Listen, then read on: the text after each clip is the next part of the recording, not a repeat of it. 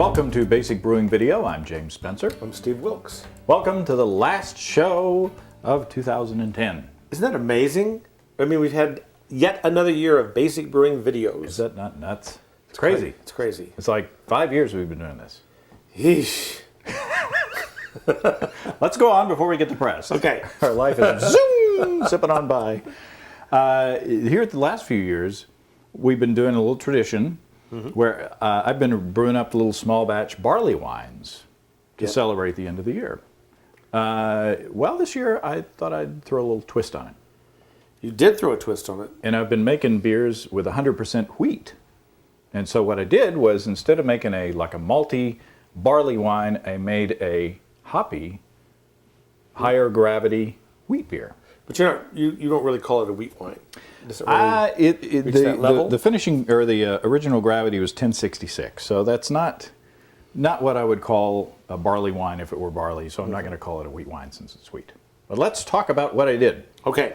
Here's what I did. What'd you do? I had 6 pounds of malted wheat, and this is the third, I think, 100% wheat beer that I made, and I wanted some color to that wheat. So what I did was I took 8 ounces of that, or half a pound, and I roasted that in the oven on a cookie sheet, or actually a pizza pan, at 300 degrees Fahrenheit for 30 minutes, just to get some color.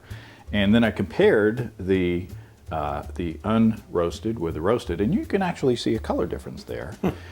So what I did was I used the brew in the bag method, since it's 100% wheat. We don't want to stuck sparge. No. So what I did was I put the grain in the kettle with the bag with 3 gallons of water to mash. The first rest was 25 minutes at 120 degrees Fahrenheit. And when you first mash in, it's all cloudy. It's milky cloudy. It's really interesting. But at the end of that, it starts to clear up and it starts to darken because it's more clear. So 25 minutes at 120 degrees Fahrenheit, 20 minutes at 148 degrees Fahrenheit, 30 minutes at 158 degrees Fahrenheit.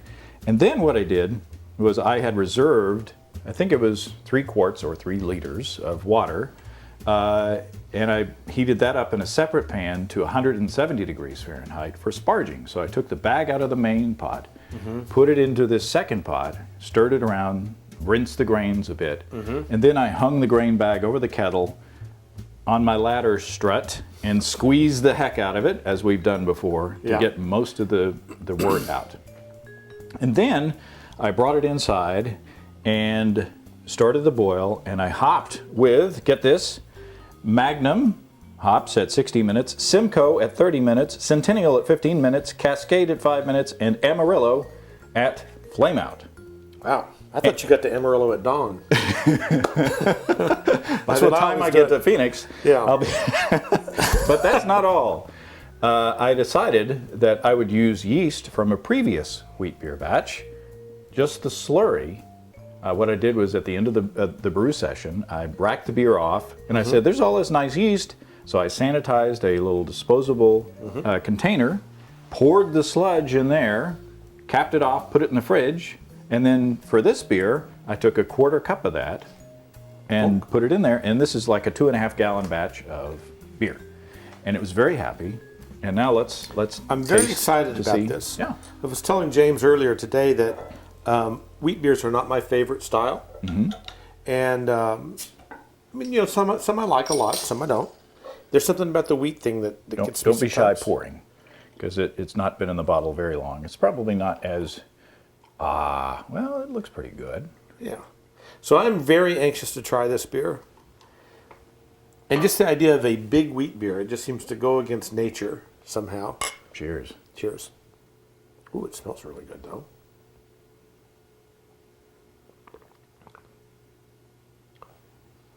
That is really good, James. Oh, thank you. That is really, really good. That's all about the citrus in it, boy. Woo. It really is. Man, oh man. It's like sucking on a Jolly Rancher watermelon. No, it's not that.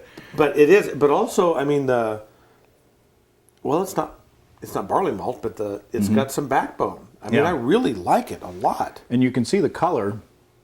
Previous wheat beers were very pale without the darkening. I don't get a lot of roast from roasting the wheat malt. It's also very clean. It's really, really clean. Now, does this taste like a typical wheat beer to you? No, it doesn't to me. I think I just banged on my microphone, so if I scare you. Don't scare them. But it's nothing like what you would consider a wheat beer. No, it's not at all. I'm not getting the big banana nose. Well, I had some surgery. We will eventually. Yeah. But But I'm not getting any bubble gum. I'm not getting clove. It's all about the hops. It's like an IPA kind of. I mean, it defies description. it's a new style, or at least one that I haven't heard of before. So 100% wheat with a ton of hops. Yeah. Now, we have a couple of minutes left. So what we're going to do, we're going to pause for a second, and through the miracle of science, we will be back with clean glasses, and we're going to try something else. Okay, we're back. That was totally geeky. We have no budget for special effects. But what we have here is last year's holiday barley wine. And this is the one that had all the ingredients from a typical fruitcake. And you go ahead and open and pour carefully. I have no idea what that's going to be like. It started with like the basic barley wine recipe. And then I put brown sugar, molasses, roasted chopped pecans, candied pineapple, candied mango, candied papaya, cinnamon, ginger, cloves, and nutmeg in there. And this weighs in at like 12.7% alcohol. My biggest beer ever. So, and go to last year's end of the year episode to see. Oh, it smells really good. Cheers. Ooh, that's interesting. It smells like... Wow. I really get the nutmeg. It smells like eggnog.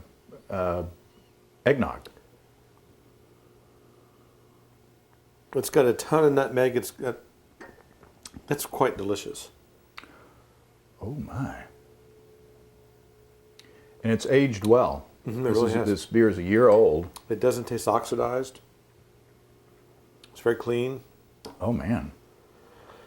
This is one that may be worth upscaling one day to maybe half a batch or something. I think I only made like a 6-pack of this. This is great. Just because if you were to make a crazy beer like this with all these ingredients, it'd be expensive, and if it failed, then you'd be out a lot of time and money. Well, James, good job. Thank you, sir. And thanks for hanging on for another year. Thank you for hanging on for another year. Yeah. Best wishes for 2011. Another year. Cheers, everyone. Cheers and happy brewing. Come and visit us on the web at basicbrewing.com. You can find archived lists of both our audio and video podcasts on home brewing. You can also find our DVDs, Extract Brewing and Partial Mashing, Stepping into All Grain, Low-Tech Lagering and Decoction Mashing, Introduction to Wine Kits, and our 2011 Brewer's Logbook. Drop us a line. We'd love to hear from you. Write to James at basicbrewing.com, Steve at basicbrewing.com, or just use the contact form on basicbrewing.com. I'm pleased. You should be pleased.